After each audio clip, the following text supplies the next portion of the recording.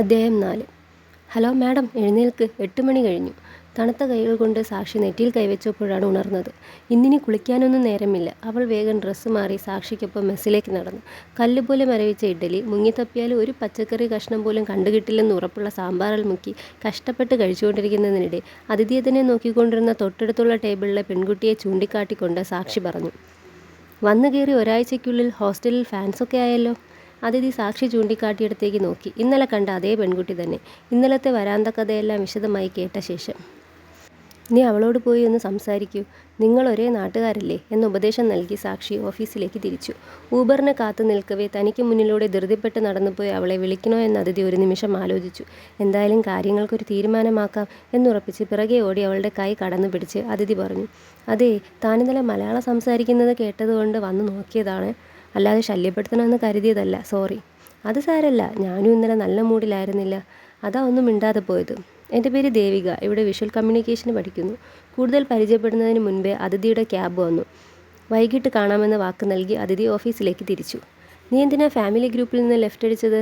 ഇന്നലെ കല്യാണത്തിന് പോയപ്പോൾ എല്ലാവരും ചോദിച്ചു, ജോലി കിട്ടി വലിയ ആളായതിൻ്റെ അഹങ്കാരമാണോ മോൾക്കെന്ന്. ക്യാബ് ഇറങ്ങി ഓഫീസിലേക്ക് നടന്നുകൊണ്ടിരുന്ന അതിഥിയോട് ഫോണിലൂടെ അമ്മ അല്പം ദേഷ്യത്തോടെ ചോദിച്ചു. രാവിലെ തന്നെ റോസാപ്പൂവും ചെമ്പരത്തിപ്പൂവും വെച്ച 10-15 ഗുഡ് മോർണിംഗ് മെസ്സേജ്, അത് പോരാത്തതിന് കൊക്കക്കോളയിൽ പുഴുവുണ്ട്, കുടിച്ചാൽ ക്യാൻസർ വരുമെന്ന് പറഞ്ഞ് വാട്സപ്പ് ഉണ്ടായ കാലത്തെ കൊട്ടക്കണക്കിന് ഫോർവേഡ് മെസ്സേജും. ഇതൊക്കെ പോട്ടെ എന്ന് വയ്ക്കാം, രാവിലെ ഉച്ചയ്ക്കും കഴിച്ച ഫുഡിൻ്റെ ഫോട്ടോ വരെ ഗ്രൂപ്പിലിട്ട് വെറുപ്പിക്കുന്നത് എന്തിനാ? അവളും വിട്ടുകൊടുത്തില്ല. നിനക്കിഷ്ടമില്ലെങ്കിൽ നീ മിണ്ടണ്ട, പക്ഷേ ലെഫ്റ്റ് അടിച്ചത് എന്തിനാ? അപ്പൂ ഉണ്ടല്ലോ ഗ്രൂപ്പിൽ, അവനിതൊന്നും പ്രശ്നമല്ലല്ലോ. നിന്നേക്കാൾ 2 വയസ്സ് ചെറുതാണവൻ, പക്ഷേ നല്ല വകതിരിവുണ്ട്. അത് വകതിരിവിൻ്റെ അല്ല, അവൻ എല്ലാവരെയും സുഖിപ്പിച്ച് നിർത്തണം, അതിനാണ്. അല്ലെങ്കിൽ അമ്മയ്ക്ക് ഞാൻ ചെയ്യുന്നതെല്ലാം തെറ്റാണല്ലോ. അവൻ എന്ത് ചെയ്താലും അതൊന്നും പ്രശ്നമില്ല. എന്നെ അമ്മ വല്ല തവിടും കൊടുത്ത് മേടിച്ചതാണോ? അവൾക്ക് പെട്ടെന്ന് സങ്കടം വന്നു. മേടിച്ചതാണെങ്കിൽ ഇങ്ങനെ തല തിരിഞ്ഞതിനെ മേടിക്കാതെ നല്ല നോക്കി മേടിച്ചേനെ അമ്മു. രാവിലെ തന്നെ നീ തല്ലുകൂടാൻ വരണ്ട. ഞാൻ പറയാം ചെറിയച്ഛനോട് ഗ്രൂപ്പിൽ ആടാക്കാൻ. പിന്നെ നിനക്ക് മെസ്സേജ് അയച്ചിട്ട് നീ റിപ്ലൈ കൊടുക്കുന്നില്ല, നിൻ്റെ ഫോട്ടോ ഒന്നും കാണുന്നില്ല എന്നൊക്കെ പറഞ്ഞല്ലോ ചെറിയമ്മ. കാണില്ല, ഞാൻ എല്ലാവരെയും ബ്ലോക്കാക്കിയതാ. ഇഷ്ടമുള്ള ഒരു ഫോട്ടോ ഇട്ട് അപ്പം തുടങ്ങും. അമ്മൂന് സ്ലീവ്ലെസ് ചേരില്ല, മുട്ടിന് താഴെ ഇറക്കുള്ള ടോപ്പ് ഇട്ടൂടെ, ലിപ്സ്റ്റിക് ഇട്ടാൽ ചുണ്ട് കറുത്തു പോകും എന്ന് തുടങ്ങി ഉപദേശം. അവർ പറയുന്നതിൽ എന്താ തെറ്റ്? നീ അമ്മ മുഴുവിക്കുന്നതിന് മുൻപേ അവൾ ദേഷ്യത്തിൽ ഫോൺ വെച്ച് ഡെസ്കിലേക്കുള്ള ഡോർ അല്പം ദേഷ്യത്തിൽ തള്ളി തുറന്നു. കോഫിയുമായി പുറത്തിറങ്ങാൻ തുടങ്ങിയ ആദ്യം ശക്തിയും അവളുടെ വരവ് കണ്ട് കുറച്ചൊന്ന് മാറി നിന്നു. രാവിലെ തന്നെ നല്ല കലിപ്പിലാണല്ലോ. അവരെ ശ്രദ്ധിക്കാതെ മുന്നിലൂടെ വേഗത്തിൽ നടന്നുപോയ അതിഥിയെ പിറകിൽ നിന്ന് വിളിച്ച് ആദ്യം ചോദിച്ചു, അയ്യോ, ഞാൻ നിങ്ങളെ കണ്ടില്ല, വിശേഷിച്ചൊന്നുമില്ല. അമ്മയുമായി ചെറിയൊരടി. അത് സ്വാഭാവികം. എന്തായാലും ലഞ്ചിന് വായോ, ഞാനൊരു മലയാളി ഹോട്ടൽ കണ്ടുപിടിച്ചിട്ടുണ്ട്, നമുക്ക് അവിടെ നിന്ന് ഫുഡ് വാങ്ങാം. ഓക്കെ, സെറ്റ്, വന്നേക്കാം. അവൾ വേഗത്തിൽ തിരിച്ച് ഡെസ്കിലേക്ക് നടന്നു. ആദ്യ ദിവസം വെറുതെ ഇരുന്നതുകൊണ്ടാവാം ഇന്ന് ശ്വാസം വിടാൻ പോലും സമയമില്ലാത്ത വിധം പണിയായിരുന്നു. വൈകിട്ട് ചായ കുടിക്കാൻ അവളും ആദിയും ശക്തിയും കൂടെ പുറത്തിറങ്ങി. നീ എന്താ സിഗരറ്റ് വലിക്കാത്തേ? മാറി നിന്ന് പുകവലിച്ചുകൊണ്ടിരുന്ന ശക്തിയെ നോക്കി അതിഥി ആദിയോട് ചോദിച്ചു. ഞാൻ വലിക്കില്ലെന്ന് ആരാ പറഞ്ഞേ? ഞാൻ കണ്ടിട്ടില്ലല്ലോ ഇതുവരെ.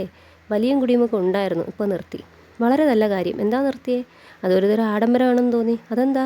ഒരു മനുഷ്യന് ബേസിക്കായി ജീവിക്കാൻ വേണ്ടത് ഭക്ഷണമാണ്. അത് മര്യാദയ്ക്ക് കിട്ടിയാൽ മാത്രമേ ബാക്കി എന്തിനെക്കുറിച്ച് ആലോചിക്കാൻ പോലും തോന്നൂ.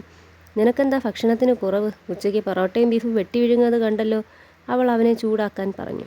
നിനക്കിപ്പോൾ എന്താ വേണ്ടേ? ഞാൻ സിഗരറ്റ് വലിക്കണോ? ആദ്യം അല്പം കടുപ്പിച്ച് ചോദിച്ചു. എനിക്ക് വേണ്ടി കഷ്ടപ്പെട്ട് വലിക്കൊന്നും വേണ്ട, എന്നാൽ ഈ വയസ്സിൽ അത് പെട്ടെന്ന് വേണ്ടാന്ന് വയ്ക്കാനുള്ള കാരണം അറിയാനുള്ള ആകാംക്ഷ കൊണ്ട് ചോദിച്ചതാണ്. പൊതുവെ ആൺപിള്ളേർ അടിച്ചു പൊളിക്കുന്നത് ഇതൊക്കെ വെച്ചിട്ടാണല്ലോ. എല്ലാ ആൺകുട്ടികളും അങ്ങനെയാണോ? അവനൊരു സംവാദത്തിന് തയ്യാറായി. ഞാൻ കണ്ടിട്ടുള്ള കുറേയൊക്കെ അങ്ങനെ തന്നെ. അവളും വിട്ടുകൊടുത്തില്ല. എന്നാൽ അങ്ങനെ അല്ലാത്ത ആൾക്കാരും ഉണ്ട്. ജീവിതത്തിൽ എല്ലാവർക്കും എല്ലാം ഒരുപോലെ കിട്ടണമെന്നില്ലല്ലോ. നിനക്കെന്താ കിട്ടാതെ പോയേ? വല്ല പ്രണയനഷ്ടമാണോടാ? അവൻ ദേഷ്യപ്പെടുമെന്ന് ഉറപ്പുണ്ടായിട്ടും അവൾ ചോദിച്ചു. ഞാനൊന്നും പറഞ്ഞില്ല. നീ വന്നേ, എനിക്ക് പോയിട്ട് പണിയുണ്ട്. അവളോട് തർക്കിച്ചിട്ട് പ്രയോജനമില്ലെന്ന് തോന്നി ചായയുടെ കാശ് കൊടുത്ത് അവൻ വലിച്ചു തീർന്ന സിഗരറ്റ് കുറ്റി ഊതി വീണ്ടും പുകവരുത്തുവാൻ ശ്രമിച്ചുകൊണ്ടിരുന്ന ശക്തിയുടെ കയ്യിൽ നിന്നും അത് പിടിച്ചു വാങ്ങി ദൂരെ എറിഞ്ഞ് അവനെയും കൂട്ടി ഓഫീസിലേക്ക് നടന്നു. മച്ച് സെമ്മ കടുപ്പിലിരുക്ക, നീ എന്നെ പണ്ണ? അവൻ്റെ പിറകിൽ വേഗത്തിൽ നടന്നുകൊണ്ടിരുന്ന ശക്തി ശബ്ദം താഴ്ത്തി അതിഥിയോട് ചോദിച്ചു. ഞാനൊന്നും ചെയ്തില്ല. അവന് കളഞ്ഞിട്ട് പോയ കുട്ടിയെ ഓർമ്മ വന്നു പെട്ടെന്ന്. അവൾ ചിരി അടക്കി അല്പം സീരിയസ് ആയി പറഞ്ഞു. അപ്പടിയാ, ഞാനും നനച്ചേ. പാവമില്ലയാ? ശക്തിക്ക് ചെറിയ വിഷമം തോന്നി. പാവമൊക്കെ തന്നെ. വായപൂട്ടി മിണ്ടാതെ ഇരിക്കുമ്പോഴും ഉറങ്ങുമ്പോഴും മാത്രം. അതിഥിയും ശക്തിയും ആദ്യം കേൾക്കാതെ അടക്കി ചിരിച്ചു. വൈകിട്ട് നേരത്തെ ഹോസ്റ്റലിലെത്തി കുളി കഴിഞ്ഞ് ലയയുമായി സംസാരിച്ചു കൊണ്ടിരിക്കെ കൊട്ട് കേട്ട് അവൾ വാതിൽ തുറന്നു. ദേവികയാണ്. കയ്യിലൊരു കവറും ഉണ്ട്. ലയയോട് കുറച്ചു കഴിഞ്ഞ് വിളിക്കാമെന്ന് പറഞ്ഞ് ഫോൺ കട്ട് ചെയ്ത് അവൾ ദേവികയെ അകത്തേക്ക് ക്ഷണിച്ചു. ഈ മുറി നല്ല വൃത്തിയുണ്ടല്ലോ. സാക്ഷിയുടെ ബെഡിൽ വന്നിരുന്ന് ചുറ്റും നോക്കിക്കൊണ്ട് അവൾ പറഞ്ഞു. എല്ലാ ക്രെഡിറ്റും സാക്ഷിക്കാണ്. അതിഥി അല്പം അഭിമാനത്തോടെ പറഞ്ഞു. ആണോ? ആ ചേച്ചിയുടെ കൂടെ എങ്ങനെയാണ് താമസിക്കുന്നത്? വേണമെങ്കിൽ വാറിനോട് പറഞ്ഞാൽ മുറി വേറെ കിട്ടും കേട്ടോ. ദേവിക സഹതാപത്തോടെ അവളെ നോക്കി.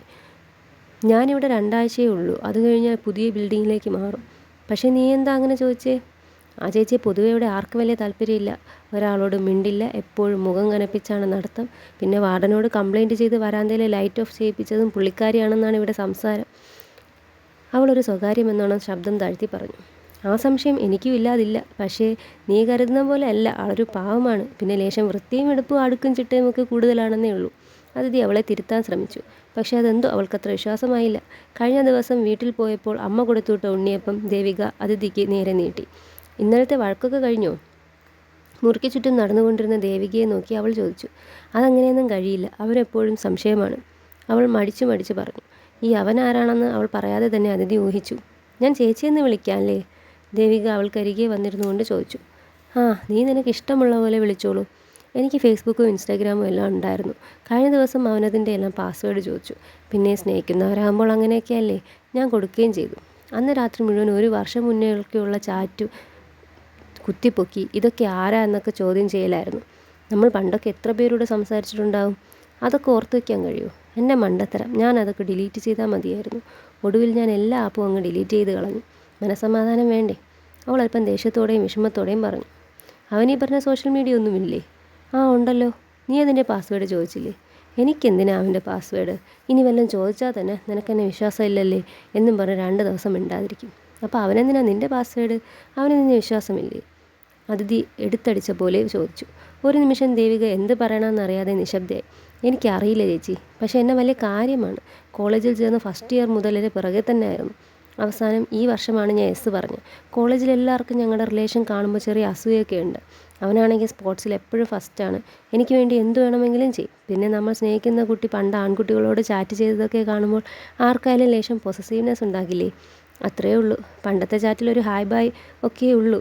എങ്കിലും ആൺകുട്ടികൾക്ക് അതൊക്കെ വലിയ കാര്യമല്ലേ? അതിൻ്റെയാ. അവനാൾ പാവ, എന്നെ വലിയ ഇഷ്ടമാണ്. അവളോട് പ്രത്യേകിച്ച് ഒന്നും പറഞ്ഞിട്ട് കാര്യമില്ലെന്ന് അതിഥിക്ക് മനസ്സിലായി. അവൾ സംസാരം ഹോസ്റ്റലിലെ ഫുഡിലേക്കും നാട്ടിലെ വിശേഷങ്ങളിലേക്കും വഴിതിരിച്ചു വിട്ടപ്പോഴേക്കും സാക്ഷി എത്തി. അവളെ കണ്ടതും ദേവിക ബായ് പറഞ്ഞ് മുറി വിട്ടു. അവളെന്താ പെട്ടെന്ന് പോയതെന്ന് സാക്ഷി സംശയത്തോടെ ചോദിച്ചു. നിന്നെ പേടിച്ചിട്ടാണെന്ന് പറഞ്ഞപ്പോൾ സാക്ഷിക്ക് ചിരി വന്നു. നിൻ്റെ ഈ നടപ്പും വൃത്തിയും ഒന്നും ആൾക്കാർക്ക് പിടിക്കാഞ്ഞിട്ടാകുമെന്ന് അതിഥി കളിയാക്കി. പിന്നെ ഹോസ്റ്റലിൽ മൊത്തം നീയാണ് വരാന്തയിലെ ലൈറ്റ് വിഷയം വാർഡൻ്റെ ചെവിയിൽ എത്തിച്ചതെന്നൊരു സംസാരമുണ്ടെന്ന് പറഞ്ഞപ്പോഴേക്കും മുഖം വീർപ്പിച്ച് അവൾ കുളിക്കാൻ കയറി. ഒരു മിഠായി കടലാസ് 5 മിനിറ്റ് മേശപ്പുറത്ത് കണ്ടാൽ പോലും സാക്ഷി മുഖം വീർപ്പിക്കും. പൗഡർ ടിന്ന് വച്ച സ്ഥലത്ത് നിന്നും കുറച്ചൊന്ന് സ്ഥാനമൊക്കെ മാറിയാൽ, ബെഡ്ഷീറ്റിൽ ഒരു ചെറിയ ചുളിവ് വീണാൽ എല്ലാം അവൾക്ക് പ്രശ്നങ്ങളാണ്. എന്തായാലും അധികകാലം അവൾക്കൊപ്പം ജീവിച്ചു പോകാനാകില്ലെന്ന നല്ല അതിഥിക്കുണ്ട്. പക്ഷേ ഒരു 2 ആഴ്ചയൊക്കെ പല്ല് കടിച്ച് സഹിക്കാവുന്നതേ ഉള്ളൂ എന്നവൾ മനസ്സിലോർത്തു. രാവിലെ ഓഫീസിലെ തിരക്കും രാത്രി സാക്ഷിയുടെ ക്ലീനിങ് ക്ലാസ്സുമെല്ലാമായി ഒരാഴ്ച പെട്ടെന്ന് കടന്നുപോയി. ഞായറാഴ്ചയെങ്കിലും വെറുതെ ഇരിക്കാമെന്ന് കരുതിയ അതിഥിയെ നിർബന്ധിച്ച് സാക്ഷി ഷോപ്പിങ്ങിന് വിളിച്ചുകൊണ്ടുപോയി. ബാംഗ്ലൂരിലെ അറിയപ്പെടുന്ന ഷോപ്പിംഗ് സ്ഥലമാണ് കൊമേഴ്ഷ്യൽ സ്ട്രീറ്റ്. ബാംഗ്ലൂരിൽ വരുന്ന ഒരുവിധം എല്ലാവരും ഇവിടെ ഒന്ന് കയറാതെ പോകാനിടയില്ല. ഇതിനുള്ളിൽ കയറിയാൽ തിരിച്ചുള്ള വഴി കണ്ടുപിടിക്കാൻ പാടാണ്. അത്രയ്ക്ക് ഇടവഴികളും ഷോപ്പുകളും ഉണ്ട് ഇവിടെ. അശ്വിനിക്കും സാക്ഷിക്കും ഇവിടെ വന്ന് നല്ല ശീലമായതിനാൽ അതിഥി അവരുടെ കൈ പിടിച്ച് പിറകെ നടന്നു. ഏറ്റവും വിലക്കുറവിലും നല്ല വിലയുള്ളതുമായ ഐറ്റംസ് ഇവിടെ കിട്ടും. സാക്ഷി അതിഥിക്ക് ഓഫീസിലിടാൻ ഒരുപാട് ഡ്രസ്സ് സെലക്ട് ചെയ്തു. ഒരു കടയിൽ ഡിസ്പ്ലേക്ക് വെച്ച ഉടുപ്പ് അതിഥിക്ക് നന്നേ ബോധിച്ചു. അശ്വിനിയുടെ കൈവിട്ട് അവൾ അതിൻ്റെ വില നോക്കാൻ ഓടിപ്പോയി.